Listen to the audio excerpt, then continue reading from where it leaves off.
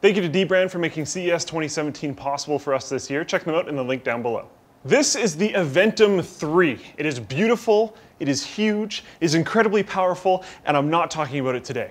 Today, I'm going to be talking about Project Medina. This is a prototype case, so it's not completely ready. There's some things that will be changing. I've tried to throw in my 2 cents for what they can do, and there's a couple things that they already had on the block. In its current configuration, it has an Asus Z270 Strix board, an i7 7700K, 2 GTX 1080s, 32 gigs of Corsair Dominator RAM, some Thermaltake ring fans, and a whole bunch of EK water cooling. But if you don't go for like fully to the tilt builds, you can get this one down to about 1500 or even maybe below with this same chassis.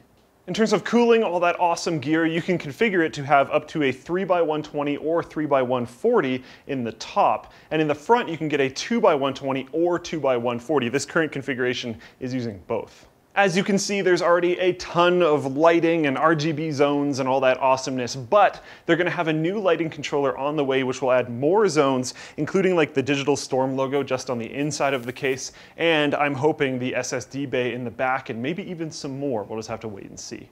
Speaking of that SSD area on the right side of the case, it's an interesting idea when compared to some people that are revealing the whole right side of the case, but then you've got some messy cables and stuff. This just puts your beautiful SSDs on display for the world to see. In terms of I/O, on the top, you have wonderful power and reset switches. I don't know if these are Vandal switches specifically, but they feel great. On the other side, you have a full-size SD card reader and a micro SD card reader, which I'm sure the editors here would enjoy. Headphone and microphone jacks, 2 USB 3.1 Gen 1 Type A ports, 1 USB 3.1 Gen 2 Type C ports, those names get fairly long, and an HDMI 2.0 port if you want to plug VR headsets up into the top instead of on the back of your case. If you are interested in configuring your own version of Project Medina, check out Digital Storm's website in fall of this year. Thank you to our dank sponsor, dbrand, for bringing us to CES 2017 this year. They have a ton of different options for skins for your devices, like my Pixel right now that has their marble skin on it. Also, all of our laptops that we got for Christmas, all the Razer blades, all have different configurations of skins on there. If you want to make it your own, similar to how you might configure one of these computers, you can go to dbrand's website and configure your own skin layout for your own device. Check them out in the link in the description down below.